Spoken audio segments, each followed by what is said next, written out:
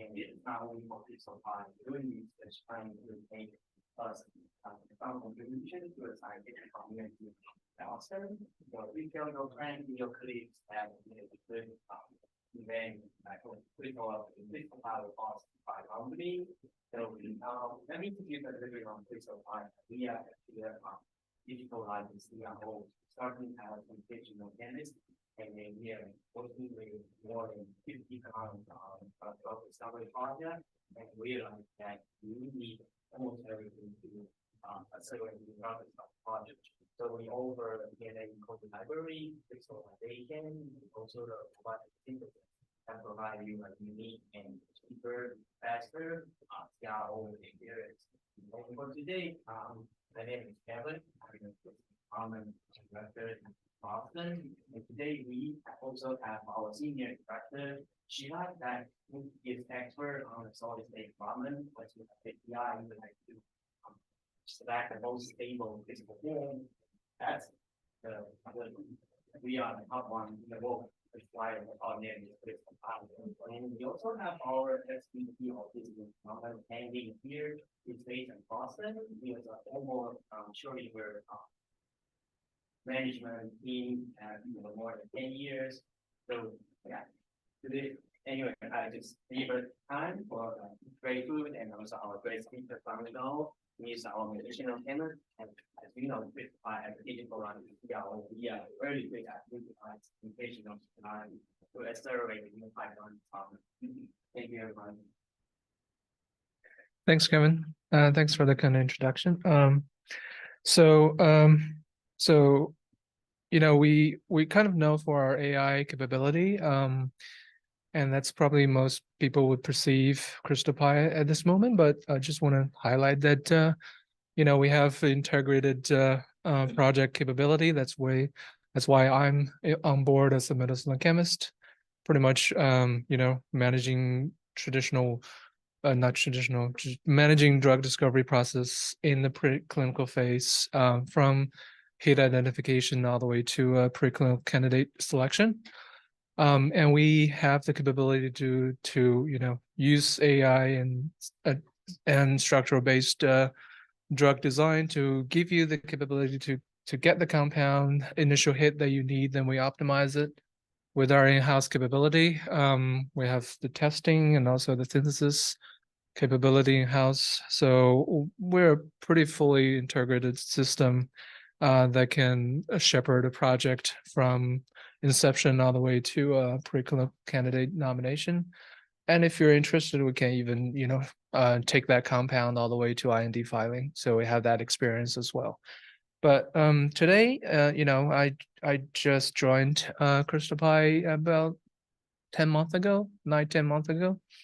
So I'm also, still new and learn about a lot of things happening in the company, but just want to share in a few short stories as a medicinal chemist of how, I think AI-based drug design and, how to use physics-based methods to evaluate those compound and ideas, and how to eventually, accelerate their synthesis to put them in the pipeline for testing. So each of those terminology, the AI design, physics-based methods, and automated synthesis, I'll have one story for each to cover what I mean or what I think, or how I perceive they could be of great help in the preclinical drug discovery process in general. So that's the general content of today's talk, but we can dive right in. I think Kevin has already gave a pretty nice introduction of our company, and I just want to highlight what in our thought, our philosophy is in regards to the most important cycle in the preclinical drug discovery.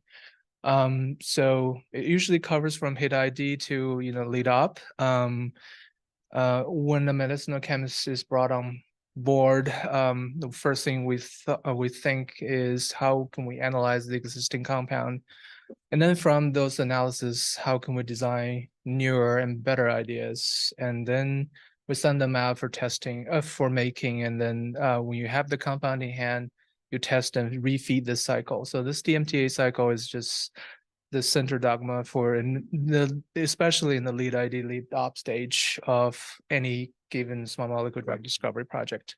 So how can XtalPi or AI in general can be of help in this process? I think, with AI, we can be thinking about, accelerating the analysis process, or you can use machine learning models to make better use of the data that's churning out of the testing phase. And you can compare that to your traditional way of thinking as a medicinal chemist. And also, you can feed those analysis into your algorithm to, have your AI to churn out compound that you might not think of as a medicinal chemist traditionally. So that, AI can be of help in the design part as well. Then I think our company's step one, put one step a little bit further is to, when you have the great ideas, it's all about execution, how to, generate those compound for testing. And what we want to do is to enable the synthetic chemists with some robotic helps. So we're not trying to replace any, wonderful synthetic chemists in the world, but we want to arm them with the capability to use extra helps, those robotic arms, and give them improved efficiency to generate compound in a more timely fashion. So that's our general thought and trying to help in this drug discovery processes. And just to dive in a little bit deeper in each phase of what we do. For initial hit identification, unless you have a literature compound in hand, you have a crystal structure in hand, you always have to start somewhere. If you have a target protein that is not known for its crystal structure in the literature, we have cryo-EM capability to trying to solve some high resolution structures, hopefully with some compound bind, if not just apo structure. But that gives us a head start in terms of trying to understand the structure better and how to find the pocket for drugging.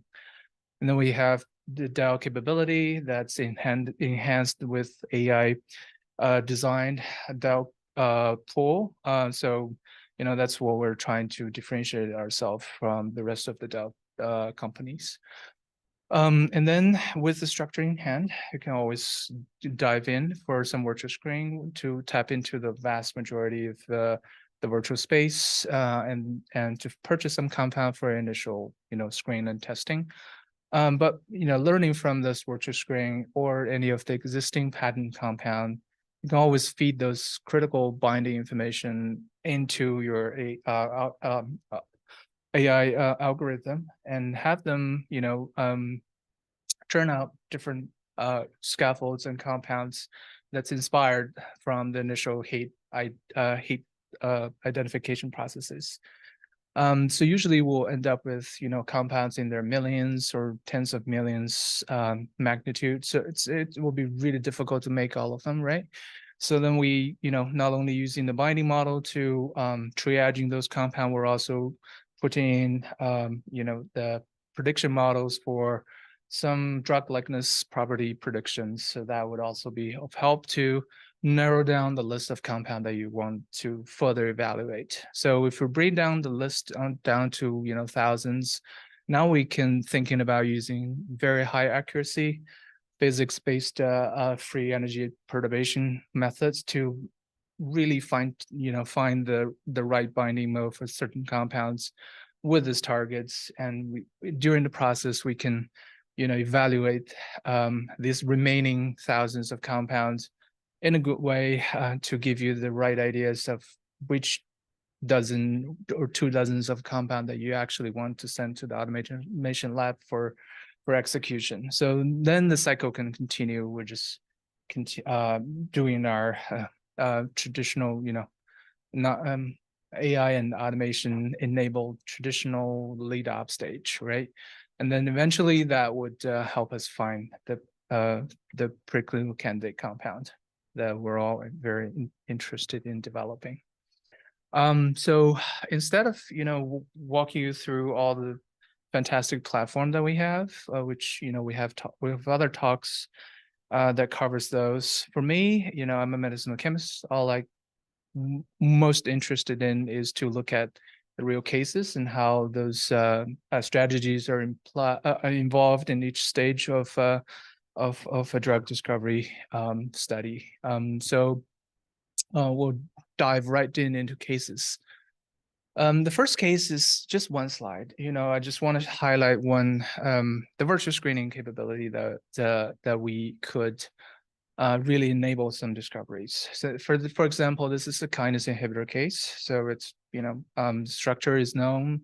It might have some competing compound in the landscape.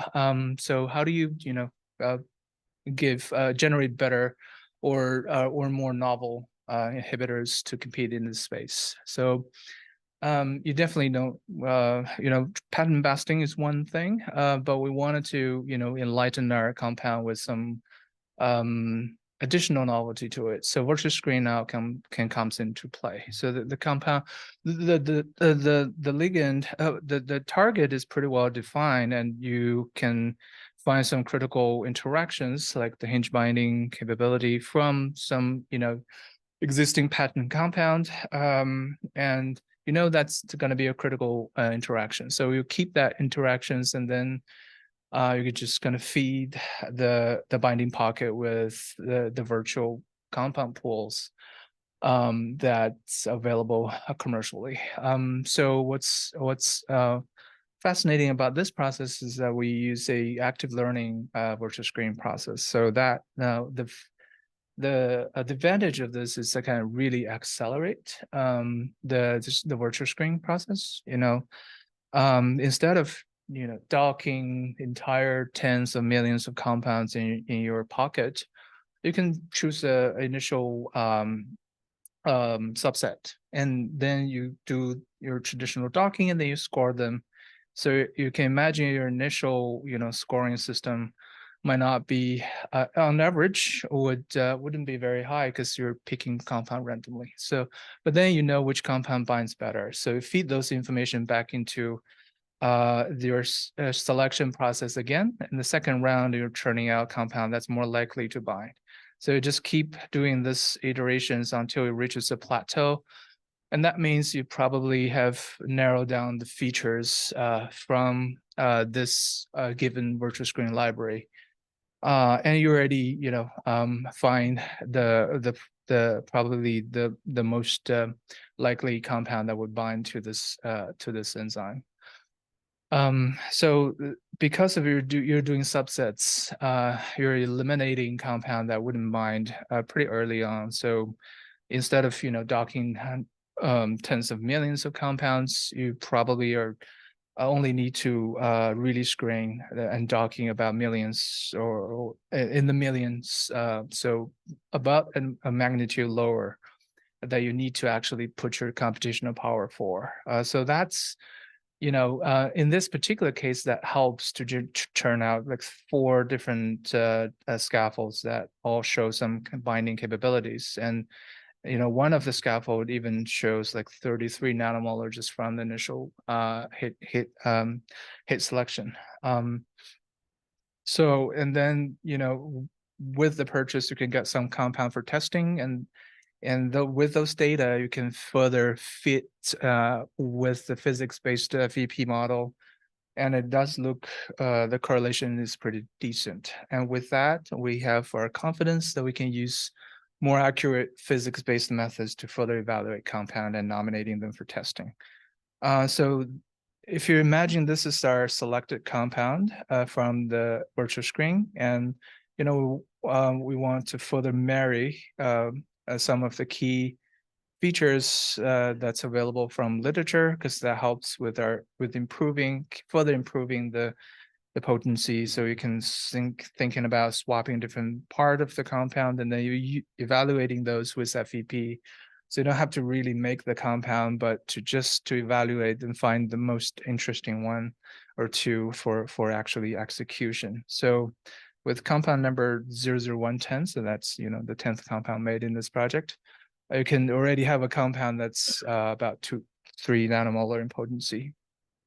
And you can further, enhance your IP space by further modifying the middle core by doing some traditional scaffold hopping and changing steps as a medicinal chemist. And you can again evaluate those compounds with FEP, and it does give you indications of which might be better and more potent. In this case, this FEP prediction, this is going to be a good compound, and turns out to be a pretty potent one to begin with. And the bottom one is less potent, and the FEP does tell you that energetically it's less favorable for this compound to bind. So anyway, this is just a quick demonstration of how we generate lead compound. And the second case I want to highlight is the text strategy is actually using high throughput FEP as a way to generate non-experimental data that is of help to give you a machine learning model. So this is a very interesting case, in my opinion. So again, it's about hit generation in this particular case, but I'll dive in a little bit in details about how we use AI molecular generation and high throughput FEP to turn out novel leads within 4 months of work. So this project has relatively limited existing data for you to build a machine learning model as you would traditionally. So the thought process here is, can we actually just use calculation to predict some binding capabilities? So we have some calculated values, and we use that calculated value to train a machine learning model, and then use that model back to score a compound in the second round of AI generation. So the basic process starts with, you randomly generate about 1 million compound when you input your requirement to the algorithm, and then you can filter them down through some very basic filtering to get rid of compound that wouldn't never make into a drug. And then you do the scaffold clustering, and you select the diverse set. Here we choose the 5,000 number because that's a number that would work well for high throughput FEP capacity. So we can screen that we can do the calculation for those 5,000 compound within a week or two, and then you will generate 5,000 data points. Remember, those are non-experimental data point. Those are calculated, but you can still use that data point to train a QSAR model, which is very interesting, right? Because you usually would use experimental data, but here you can use calculated number to train your QSAR model. And then you just use that model to score, again, the second round of AI molecular generation. So in this case, because you have the QSAR model already there, you can use reinforced learning or transfer learning process to really give your second round of AI generation a boost in reaching the compound that would potentially bind to the target more. So from there, you can do traditional filtering, scoring system, and apply some property filter as well as ADME predictions in here, and it will help you narrow it down to just a couple of dozen compound for initial making and testing. Just want to show you how well that QSAR model looks. It's remember both of these these axes and are actually calculated values, but the correlation is pretty good. And then we later on use all the experimental data we generated in-house plus some existing pattern ones. We were able to validate this this model. You can look the R2 on both part are pretty close to each other. So they're very nicely correlated. So with that, we have pretty good confidence in our compound triaging processes. And that gives us, just a handful of synthesis going on for this particular project. And I'm just highlighting part of the work where we're replacing this side chain from existing literature compound. We're able to, with our initial compound generation and selection, to reach at a point where we have pretty much changed how the side chain looked like, and also improved its inhibition level to single-digit nanomolar from a 188 nanomolar potent compound.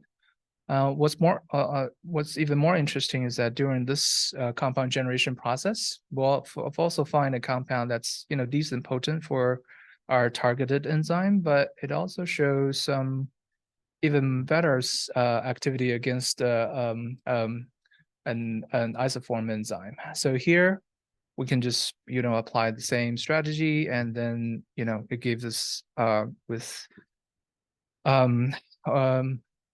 another compound that would be selective against its isoform or closely related enzymes. So this is just for a couple of months of work, and we're already having two compounds that are selective against each different enzymes that are closely related. And we're only changing this part of the molecule. So you can envision that we'll be able to, make this compound very nice going forward as a potential candidates that's targeting either of the enzymes, right? So that's an interesting strategy of using calculated numbers to train your QSAR model. And we, as I said, we're integrated drug discovery platform, so we don't only do heat ID or lead compound generation. We also are taking lead compound and trying to optimize them into preclinical candidates. So here, I just want to highlight the latter part, the optimization part of the equation. And for this particular target, as for oncology, what's challenging for this particular case is that the selectivity is not great, even for literature compound. And if for the known literature compound, it also runs into hERG issues. So we want to fix those, right? So the bottom chart is something very, the regular way that we do heat generation. And then, I just want to skip that part and show you, in this case, we use the scaffold hopping strategy to quickly generating IP-enabled compound that we can further optimize based on structural-based drug design with the FEP capability that helps us make fewer compound and then reach the lead stage quicker. And you can see this, the compound are, stays within a pretty good space in terms of their property to potentially to be able to become a drug. So, just this initial round of work, we already generated like 6 different scaffolds that 5 of them are potentially patentable, and has, there's only 3 scaffolds are shown here. So we can certainly quickly find lead, but the challenge is always the next, can we solve the selectivity problem? So that's not known in the literature. The answer is, we're trying to compare the 2 targets, their binding pockets. There are only 3 residues that are known to be different from each other.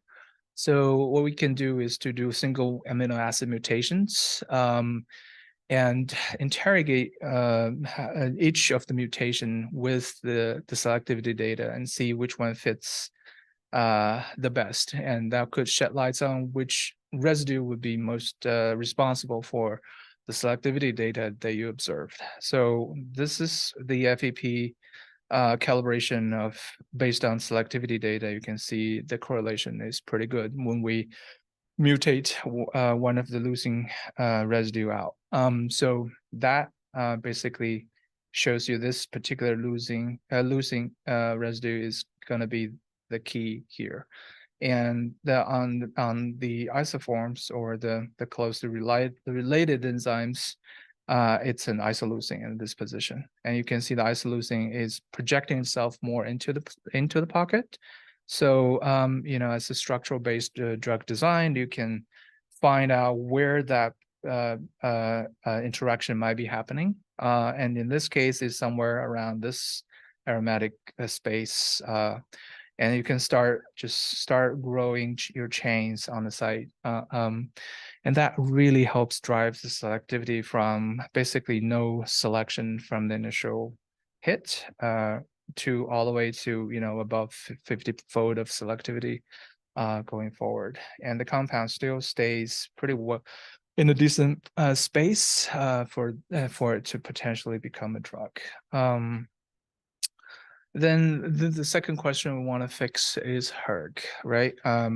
That's been defined when we started the project. So hERG, it's pretty well known that you can dock your compound into a hERG potassium channel and see how that docking would help you identify where to optimize your compound. But I think if you know about docking, sometimes it will give you more than one docking mode, and you have to tease out which mode may be more reasonable by applying some of the hERG data that you see and trying to analyze those SARs. And in this case, our physics-based binding capability was able to offer help and determine which binding mode is the most reasonable based on existing hERG data. In this case, this is a 4th scaffold. It's different from the ones I showed in the previous slides, but it's also one of the case where it nicely shows that this morpholin group is where it binds to a very narrow channel in the hERG receptor. So if you are a medicinal chemist, the first thing you want to optimize hERG is by loading by reducing the basicity of this nitrogen, and you can certainly do that with fluorine. That's nothing fancy. But what gives us a better push here is because we know this piece binds to a very narrow space, you can increase the steric interactions in this morpholin piece.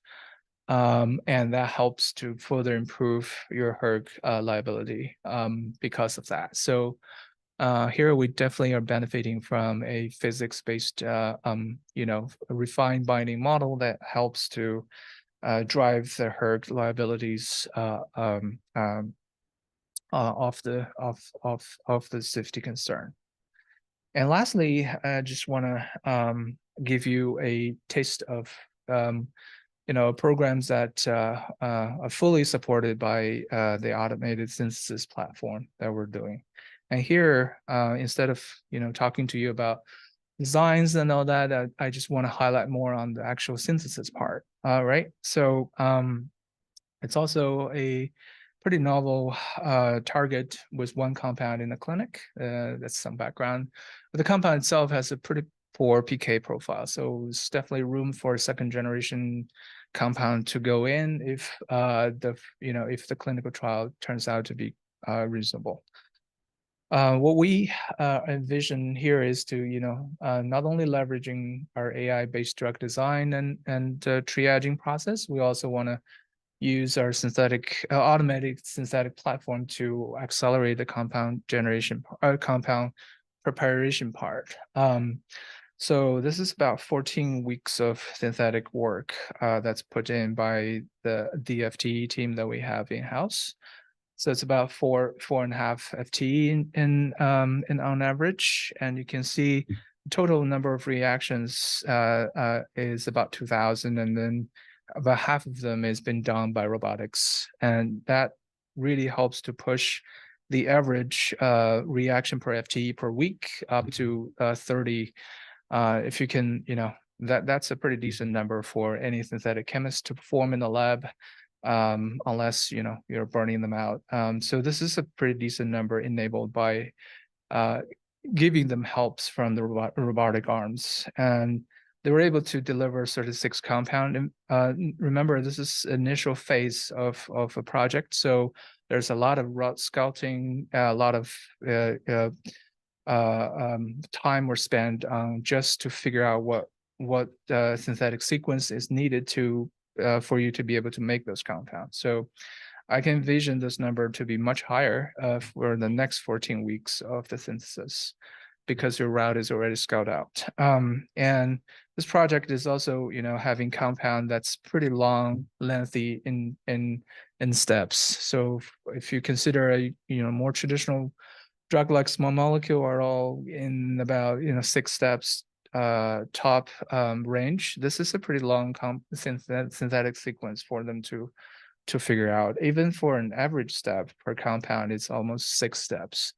And here you're sharing intermediates. You're usually this really highlights how challenging these compounds are. Yeah, I think it really highlights being able to deliver those compounds with pretty nice route success rate.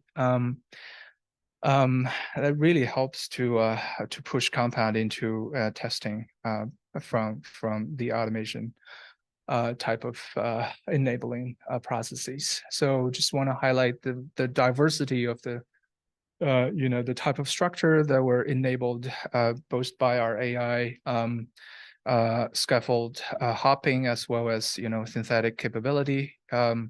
We are not talking about just one particular structure that we're optimizing 36 compound for.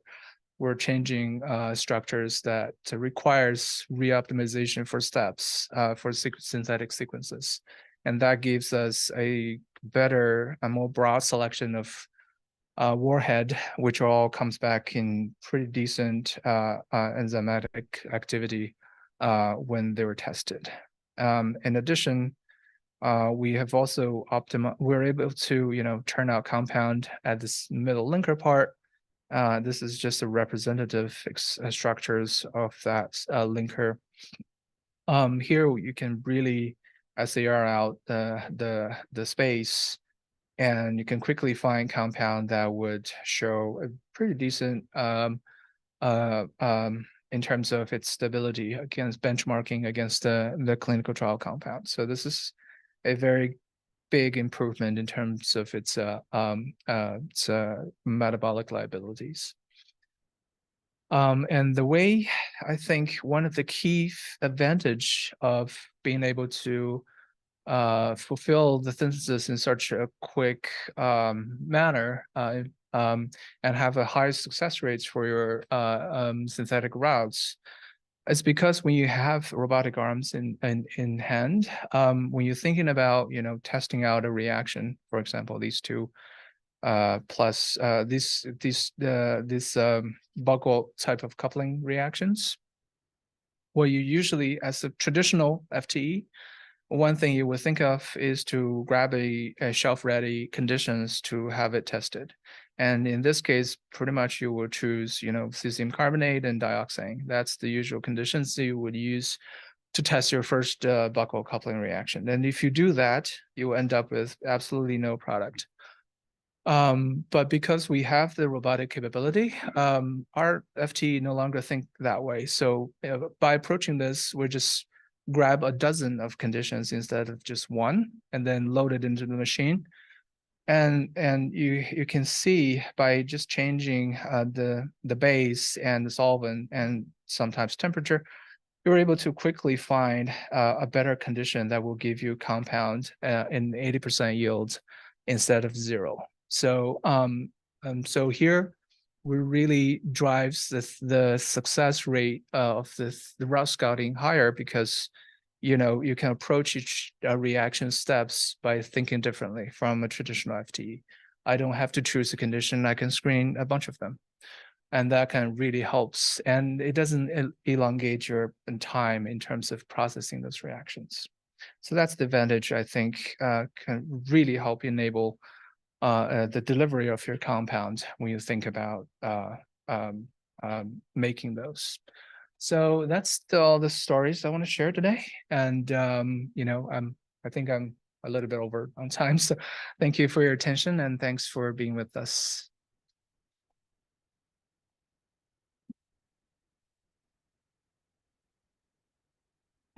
Yeah, I'm happy to answer any questions if you have.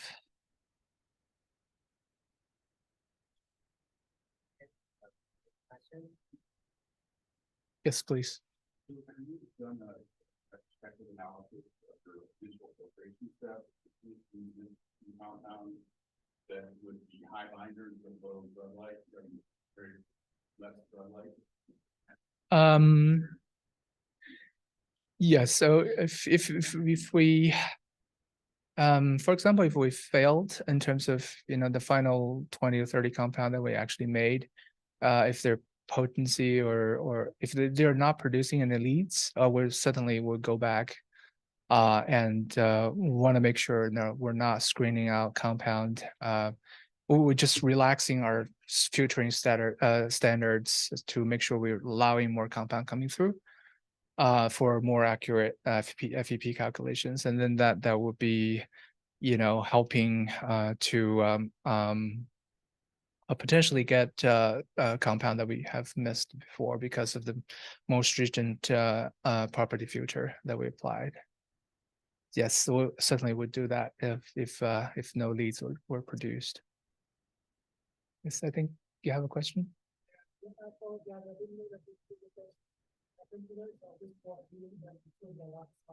Oh, okay.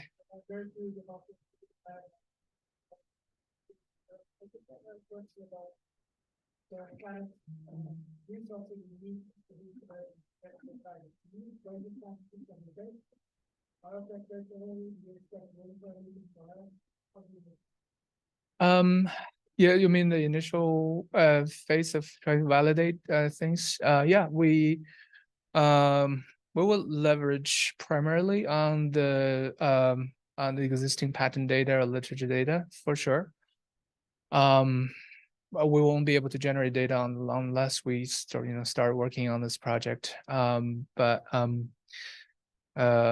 I guess each project is a bit different. Some project has more data that we can use to enable our initial validation. Some projects don't. When we don't have that data, as one of the cases that we have highlighted is that we can use a calculated data to train a machine learning model, a QSAR model, and trying to use that to further triaging and provide information for additional compound generation. So that does helps to enrich compound that was, we grab from the commercial space and it, not commercial space, from the virtual space where we can then be more confident that even without the actual experimental data as initial validations, after a few rounds of those QSAR scoring with the calculated data, it might still be making sense to make some of the compound that we generated from that process. Right. Yep. Yeah. I think we have different modules that we use for different generation purposes. So I don't have that slides. I might have those slides here. Uh-oh, shoot, what's happening?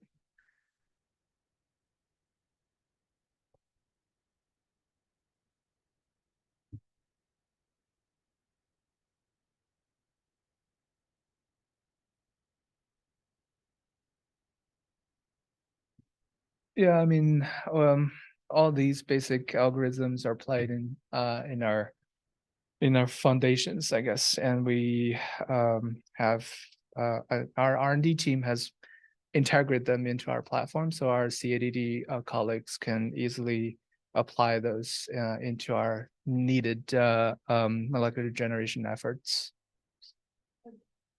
Sure. Any other questions? Yes. So roughly speaking, what are the bottlenecks? How wide a space is there again?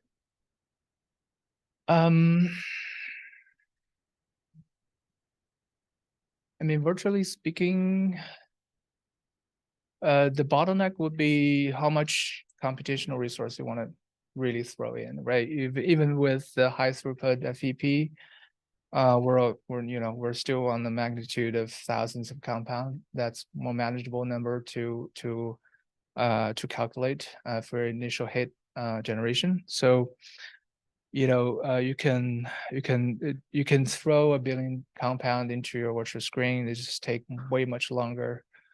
So you also have to, I guess, balance the time that you want to spend and the calculation resource you want to put to initiate a project. So usually, in our case, we, for a virtual screen, we will start with a couple of million compounds to begin with. So we have a quick readouts in a couple of weeks, or maybe one or two. And if we don't find anything, we can, always expand the scope of the structures that we look into. If we think we have a chance in those space. So yeah, I think the bottleneck in terms of how wide of a scope of structures we can tap into is still right based on how much resource you want to put in to look into those spaces. And in terms of AI molecular generation,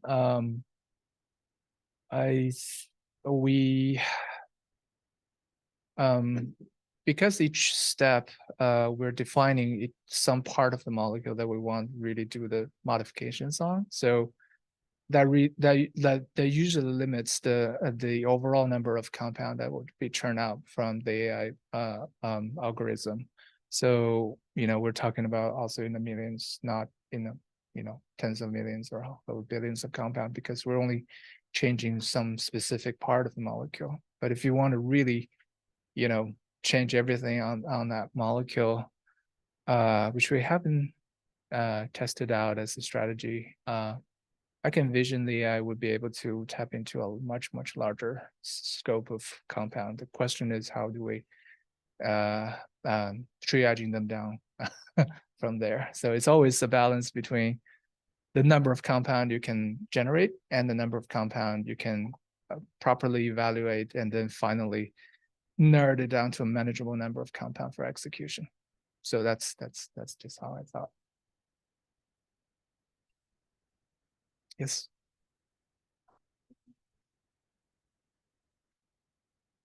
That's a good question.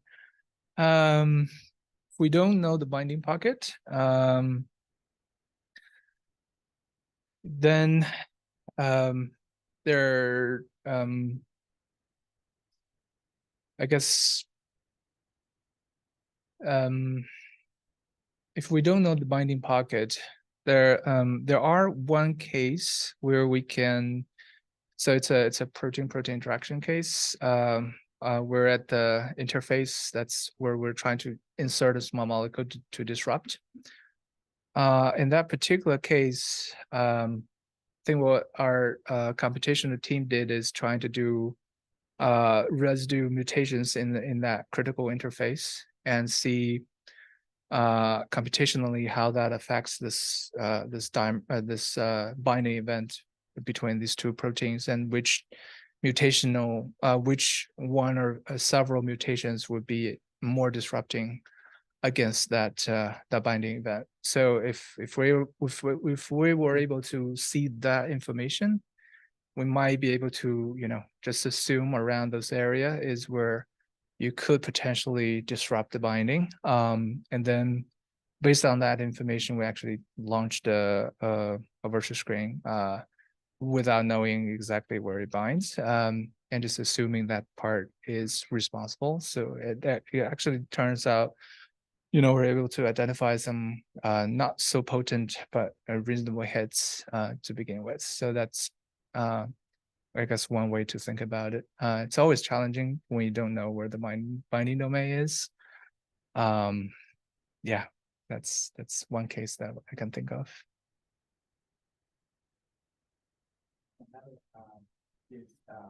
Like for the function,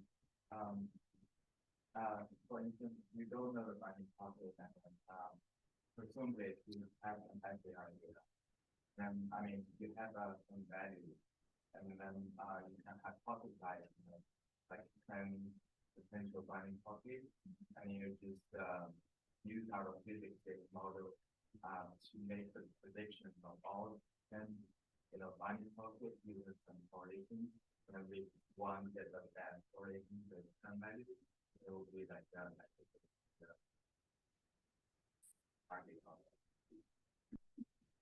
Thanks, Rai.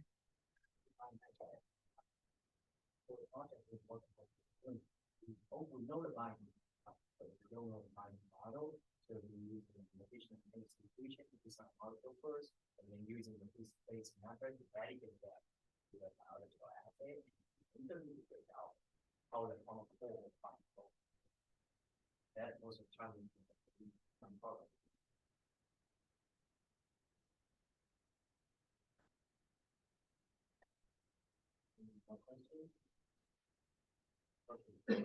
Thank you for coming to our launch event. And please stay a little bit for the social or legal. And here we also have our VP of drug discovery coming along from Shanghai. We need a team to work for more than 40 global partners.